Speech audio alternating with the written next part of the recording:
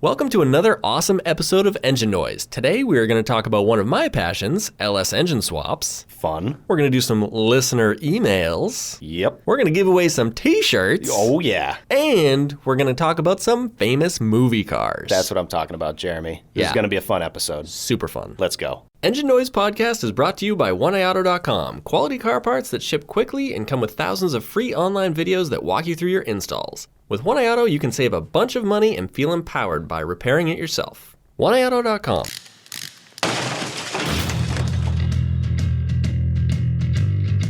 Get loud and bring the energy, Jeremy. I'm about to bring it. This is serious. Yep. Let's do this.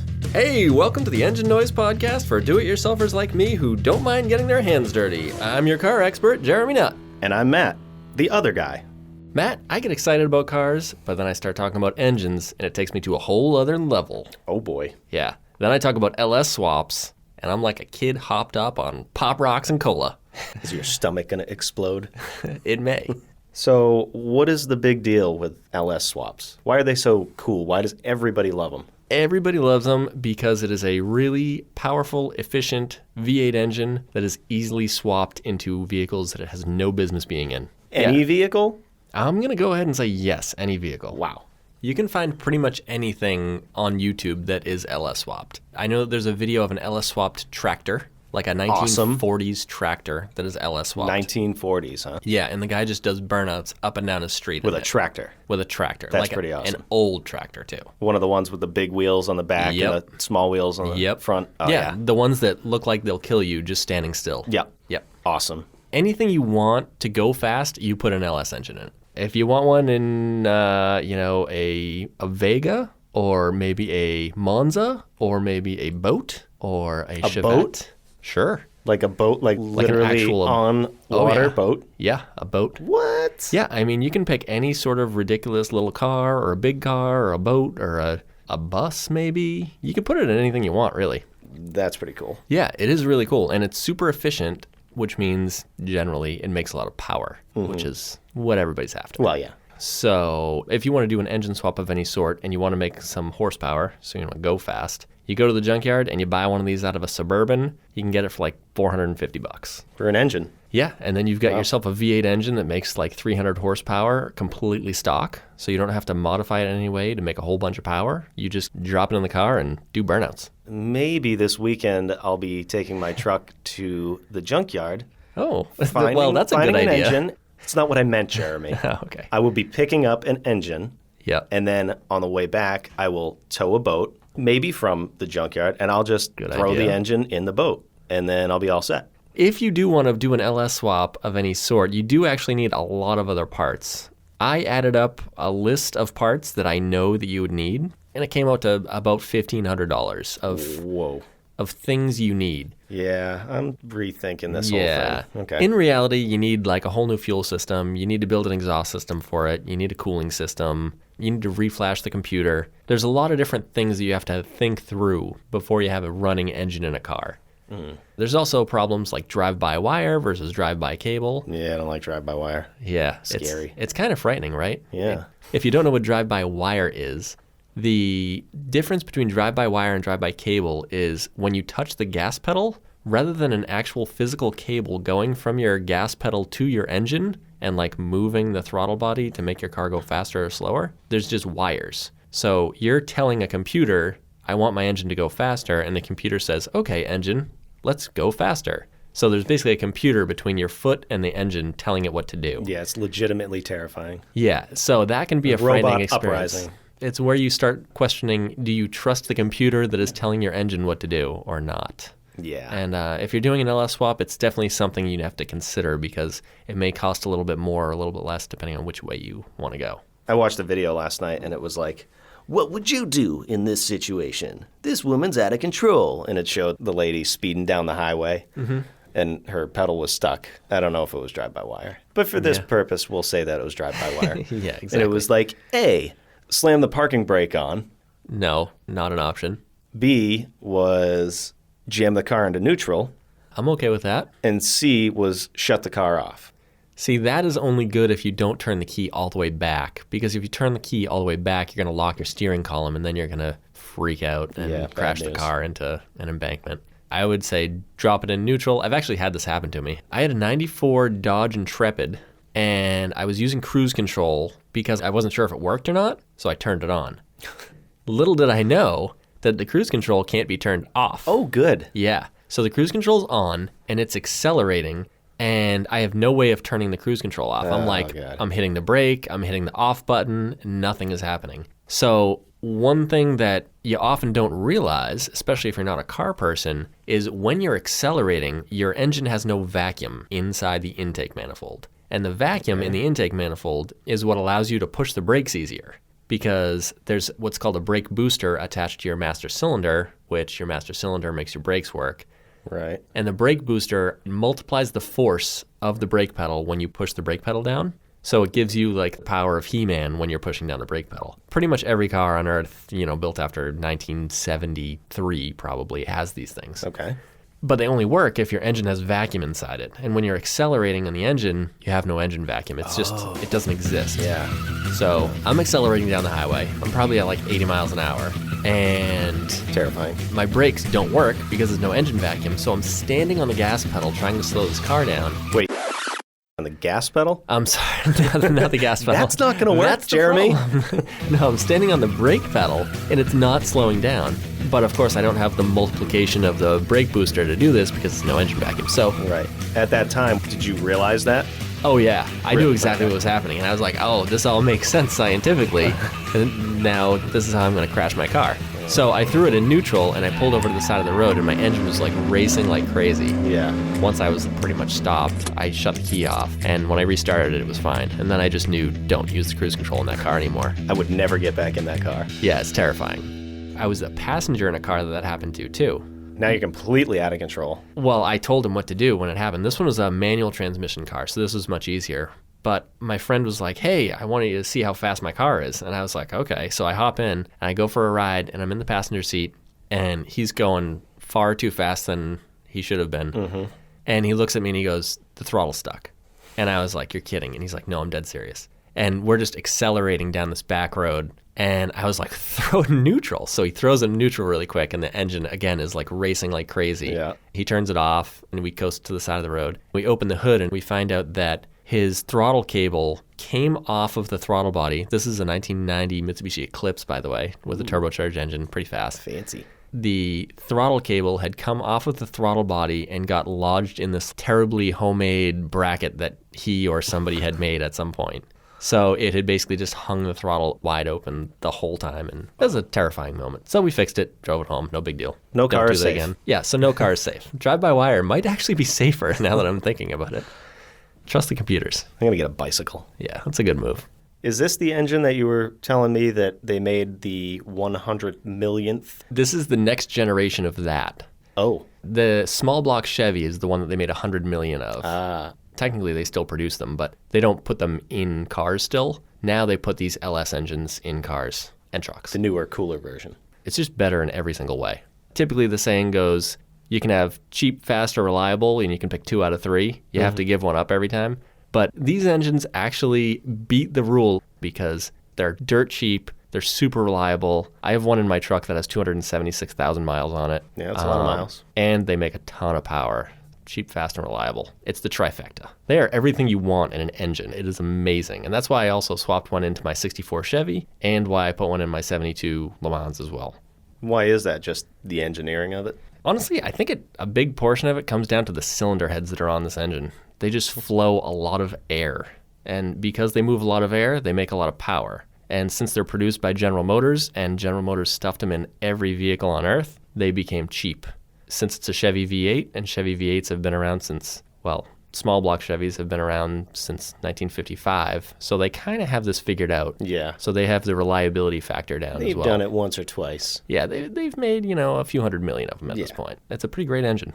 What happens if I put an engine in my truck, an LS? You would just be happier, I think, because you'd have the reliability of Chevy V8. You'd have 300 horsepower to start with, which is probably double what your truck makes. And they're actually decent on gas, too, which is kind of a nice bonus. As far as a V8 goes, you can actually get them pretty efficient as far as using gas. For example, Jeeps, they have straight sixes, so 6 cylinders, and they're terrible on efficiency as far as like using fuel. They get like terrible gas mileage. These things have 2 extra cylinders because they're a V8 versus a straight 6, Right. and they get far better fuel economy than a Jeep might, even though it has more cylinders to actually put fuel through. Because really, engines are a giant air pump, and you're basically just stuffing air in the top and pumping it out the sides. It's pretty much just a big air pump. If you can With a little pump fire air, in between. yeah, a little hellfire. If you can get the air in the top and out the bottom as efficiently as possible, you're going to make more horsepower, and you're going to be better with fuel economy and reliability. You'll be pretty happy with an LS swap in your truck,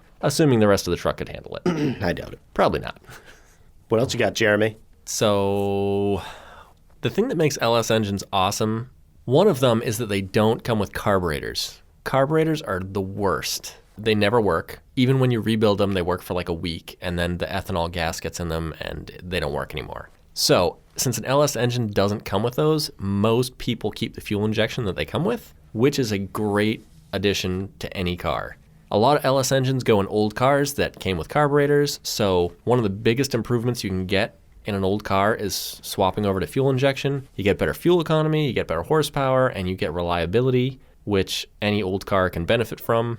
My Impala and my Le Mans are 2 perfect examples of that. They sit all winter long in New England, which is like 5 months out of the year, it seems. I go to start them in the springtime, and they just start, which is amazing. It's rare for old cars to do that. Getting rid of the carburetor is the biggest thing. Fuel injection is awesome. 300 horsepower to start with is generally what LS engines come with. Without much work, you can stick a new cam in it, you can stick new heads on it, or even other stock heads, and you can get to 400 horsepower very easily. You can put an eBay turbo on it. One of my friends just dynoed his car. It's a 5.3 liter LS in a Skyline, and he has 632 horsepower. Yeah, Matt, that's real. I was just making a face. It's a lot of horsepower. He basically stuffed this together so that he could go do burnouts at LS Fest this year. There's actually a fest for these. LS Fest. LS Fest. There's a big event. Fun to say. LS Fest.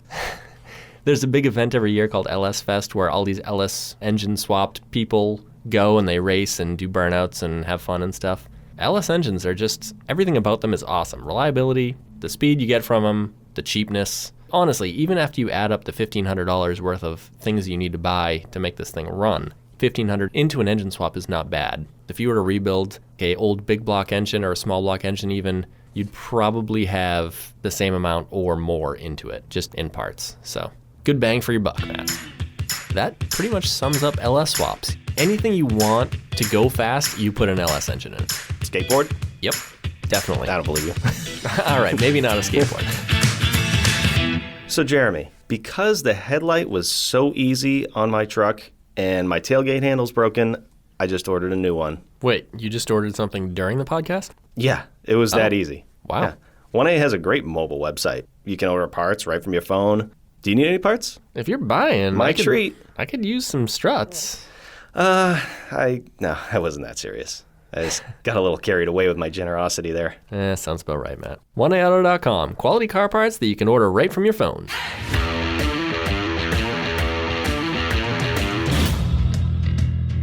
Jeremy. Yes. Have you ever seen the movie Gone in 60 Seconds? I have. The Nicolas Cage one? Yes. Oh, yeah. Definitely. There's one before that? Yeah, I think there's an old one from the 70s that I technically own, but I've never actually watched it. I don't know if that's embarrassing or not. I feel like that makes me a little bit less of a car guy. Well, no, you're a little busy doing project cars and stuff. Yeah, so exactly. I'll give you a pass.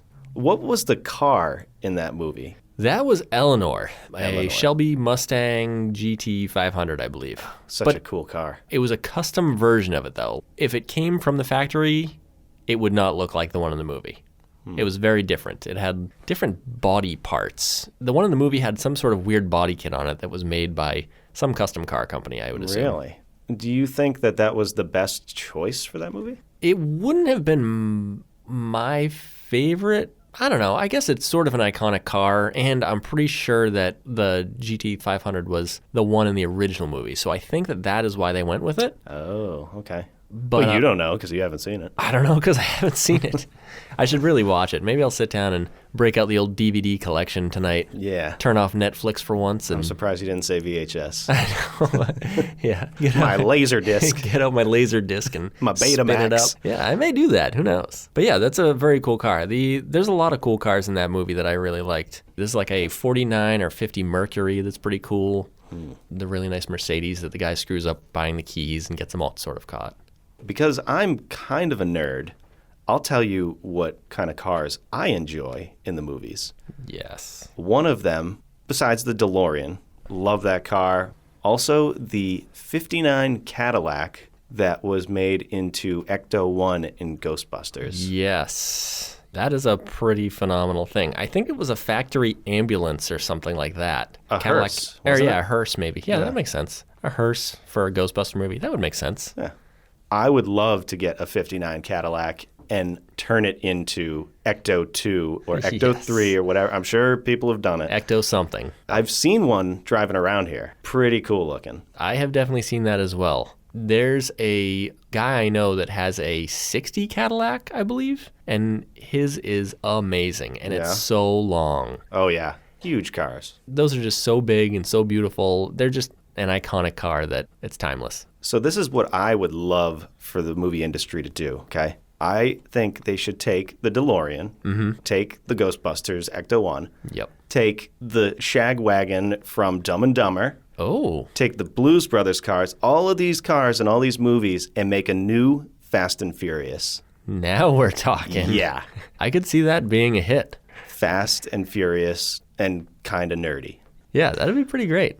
I remember seeing the Fast and Furious at the movie theater. It was pretty cool, the first one, and the thing I remember the most is going out to the parking lot after the movie. Yep. Everybody had a race car. Exactly. Everybody had a sound system in their car. Speakers were blowing. Right. Cops were pulling them over like 2 seconds down the road. I was one of those people in some sort of ridiculous car. I don't remember which car it was at the time. It was probably one of my mini trucks.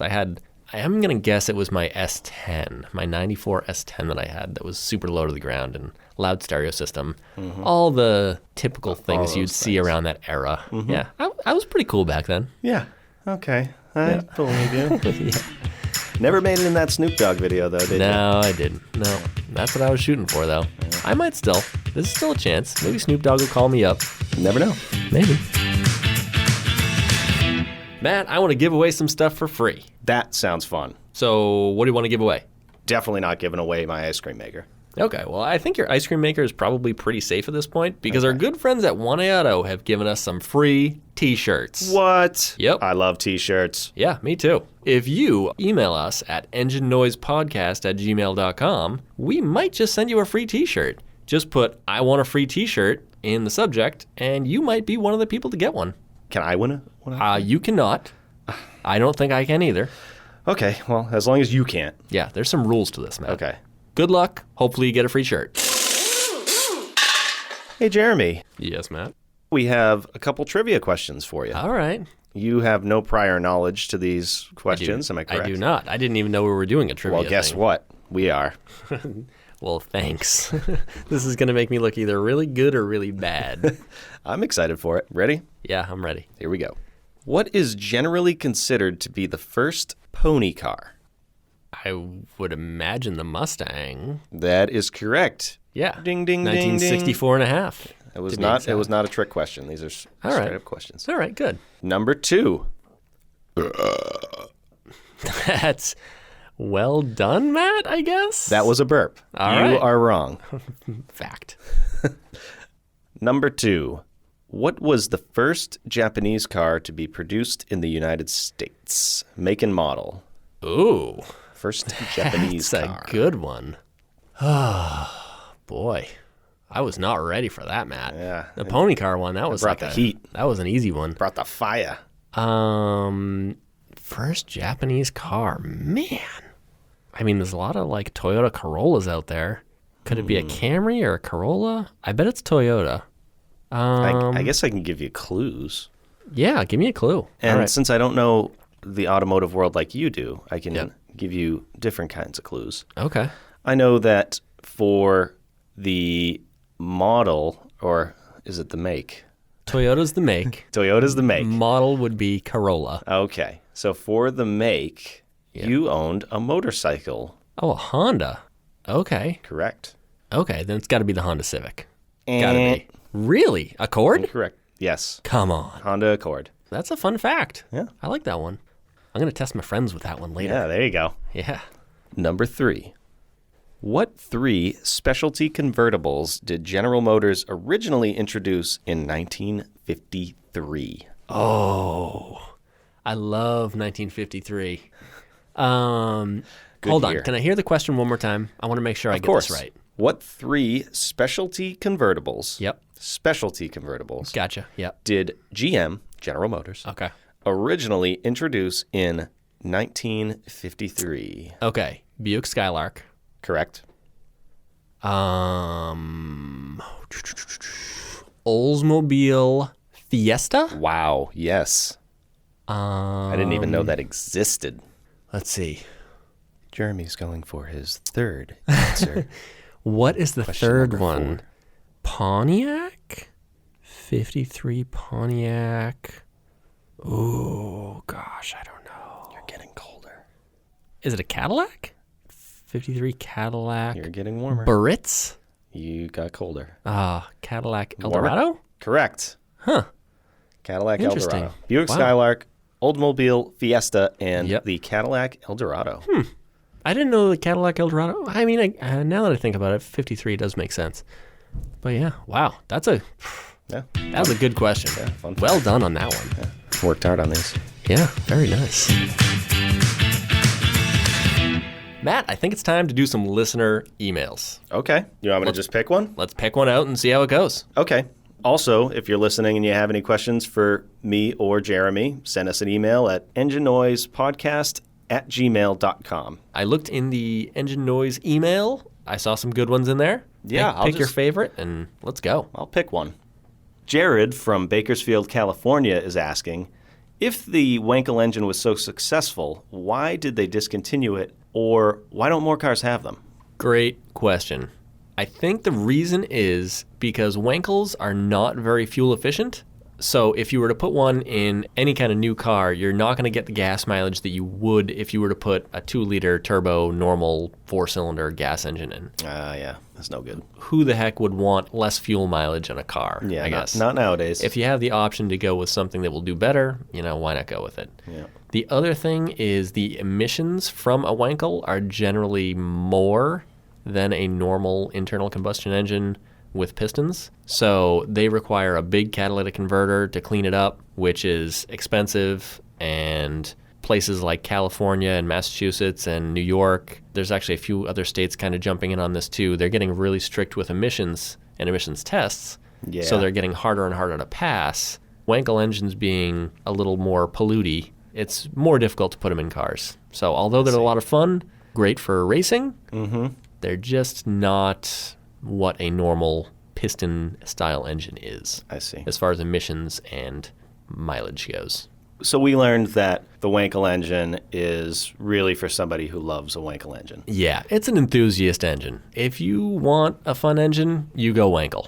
We also learned that polluti is That's a real word. a word. Oh yeah, that's legit. That is weird. Yeah, it's a new word for today. You can look it up. All right. Thanks for listening to Engine Noise, a podcast brought to you by 1A Auto. Quality auto parts that ship free and have thousands of how-to videos to walk you through your installs. Thank you to our producer, Jamie Prohaska, and our editor, Patty Ford. We'll have another great episode of Engine Noise available in 2 weeks. Be sure to subscribe so that you'll be notified when our next episode drops. Subscribe by hitting that huge, awesome subscribe button, and remember to like, follow, and share our show on Facebook, Instagram, and Twitter. Thanks again for listening, and until next time, continue to DIY. Do it yourself. Get greasy. Get dirty. Why not just fix it? Use the tools. Careful, the driveway's hot. Hit it with a hammer. Wear a shirt. Smash it with a hammer. Don't burn your back. Wear safety shoes. Steel-toe boots. Safety shoes.